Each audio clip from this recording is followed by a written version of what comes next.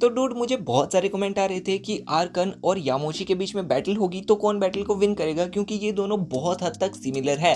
और बहुत सारे लोग ये कमेंट भी कर रहे हैं कि भाई इसका नाम यामोशी नहीं, इसका नाम अकुमो है, फादर ऑफ ऑल साइयंस। तो भाई ये चीज भी कंफर्म करते हैं कि ये यामोशी है या फिर ये अकुमो है। वेल हेलो सुपर फ्रेंड्स, कैसी है हमारी सुपर पब्लिक? आई हो बहुत ज्यादा बढ़िया होगी यार। देखो यार, एक तरफ है अकुमो और दूसरी तरफ है यामोशी। दोनों का ही एक ही मोटिव था, मल्टीवर्स को कॉन्क्वेयर करना, मल्टीवर्स का सबसे पावरफुल बीइंग बनना। और दोनों का पाथ भी सेम ही था, लाइक दोनों ने सभी पावरफुल बीइंग्स को डिफीट किया है। लेकिन क्वेश्चन यहाँ पर ये क्रिएट होता है कि अगर ये दोनों कैरेक्टर आपस में भिड़ेंगे तो बैटल को कौन विन करेगा। सबसे पहले हम इनकी पावर एबिलिटीज से रूबरू हो लेंगे, आफ्टर देन हम एक पावर कंपैरिजन करेंगे। सो चलो अब इस वीडियो को शुरू करते हैं। सबसे पहले बात करते हैं गॉड यामोशी की पावर्स की। वैसे बहुत सारे लोग ये कमेंट कर रहे हैं कि ये अकुमो है, लेकिन ऐसा नहीं है यार। मैं थोड़ी खुद से इनके नाम रख रहा हूँ यार। ये सारी चीजें नॉन कैनन स्टोरीज है जिनको मैं आप तक पहुंचाता हूँ, और इसने खुद भी अपना नाम लिया है। आप लोग खुद ही देख सकते हो।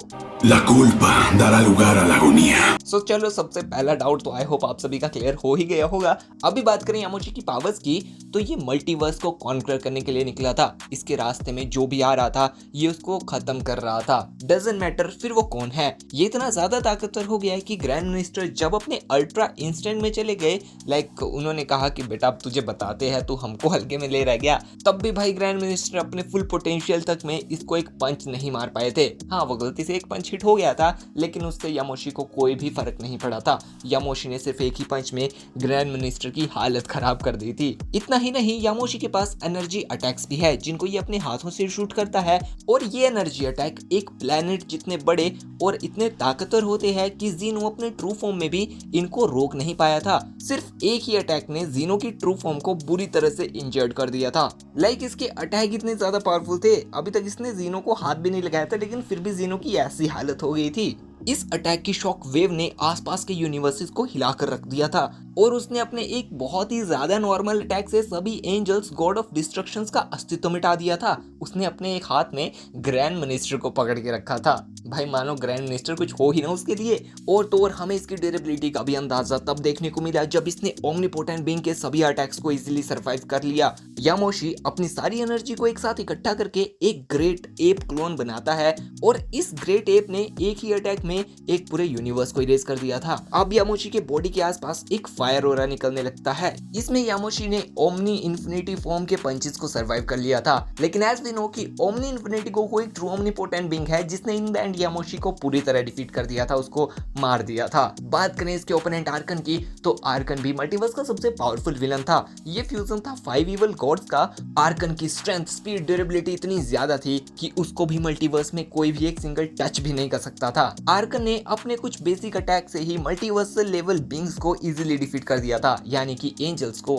आर्कन ने भी जीनो की ट्रू फॉर्म को बहुत बुरी तरह इंजर्ड कर दिया था। हमें आर्कन के केस में यामोशी जैसी कुछ चीजें नहीं देखने को मिली थी, जैसे यामोशी ने सिर्फ अपने एक अटैक से ही ट्रू फॉर्म ऑफ जीनो को काफी ज्यादा इंजर्ड कर दिया था, लेकिन आर्कन को पंचेस मारने पड़े थे। आर्कन के पास एक ऐसी पावरफुल ब्लेड है जिससे वो गॉड्स तक को मार सकता है। आर्कन को कोई भी इरेज नहीं कर सकता है, वो इस चीज से इम्यून है। आर्कन के पास अल्ट्रा इंस्टेंट टेक्निक भी है जिससे उसकी स्पीड बहुत ज्यादा इंक्रीज हो जाती है, और तो और उसके पास एक पावरफुल फॉर्म है जिसका नाम है अल्फा ड्रैगन फॉर्म। इसमें जाने के बाद आर्कन ने ओमनी फॉर्म्स तक के साथ बैटल कर रखी है, लेकिन इन सभी से ऊपर आर्कन की सबसे ताकतवर चीज है उसकी डार्क सैफनिंग। इस ताकत की बदौलत आर्कन किसी भी ओपोनेंट की एनर्जी को, डिवाइन एनर्जी को एब्जॉर्ब करने की पावर रखता है। इसी वजह से ओमनी गॉड गोजितामा को सभी एनिमे रिलम्स की पावर्स को कलेक्ट करना पड़ा था उसको मारने के लिए, क्योंकि अगर वो अपनी डायरेक्ट पावर्स को यूज करता तो आर्कन उसकी पावर्स को एब्जॉर्ब कर सकता था। सो आई होप अभी आपको इनकी पावर का एक ओवरऑल अंदाजा लग गया होगा। अभी देखते हैं इन दोनों के बीच में बैटल होगी तो कौन बैटल को विन करेगा। तो देखो, जहां तक इनकी स्पीड, स्ट्रेंथ, स्टेमिना की बात आती है तो इन दोनों की लगभग वो चीजें सेम ही है, लेकिन कहीं ना कहीं मुझे यामोशी के अटैक ज्यादा पावरफुल लग रही है। लेकिन दूसरी तरफ मुझे आर्कन के पंचेस और उसकी ब्लेड ज्यादा पावरफुल लग रही है। जहां एक तरफ आर्कन की सबसे powerful form alpha dragon form है, वहीं दूसरी तरफ यामोशी की सबसे पावरफुल फॉर्म है जिसमें वो अपनी एनर्जी से बहुत बड़े ग्रेट एप क्लोन को क्रिएट करता है। दोनों के ही बेसिक अटैक इतने पावरफुल है कि मल्टीवर्स को तो इजीली रेज कर सकते हैं, लेकिन जो चीज आर्कन को यामोशी से ज्यादा पावरफुल बनाती है वो है उसकी डार्क सेफनिंग एनर्जी। क्योंकि यामोशी के पास हमने देखा था कि भर भर की डिवाइन एनर्जी है। उसने ओमनी इन्फिनिटी गोकू के ऊपर काफी सारे डिवाइन एनर्जी अटैक्स मारे थे, लेकिन अगर वो इन्हीं एनर्जी अटैक्स का यूज आर्गन के सामने करेगा ना भाई, आर्गन उसको पूरा निचोड़ देगा, उसकी वो सारी ही एनर्जी को एब्जॉर्ब कर लेगा और इन द एंड वो यामोशी को हरा देगा। वेल, ये मेरा पर्सनल ओपिनियन है, आप लोगों का ओपिनियन क्या है मुझे कमेंट सेक्शन में जरूर बता दीजिएगा। और आज के इस वीडियो के लिए इतना बहुत है, अभी आप लोगों से मिलते हैं नेक्स्ट वीडियो में। और अगर ये आपको वीडियो अच्छी लगी तो प्लीज वीडियो को लाइक करके चैनल को सब्सक्राइब जरूर कर देना। And thanks for watching.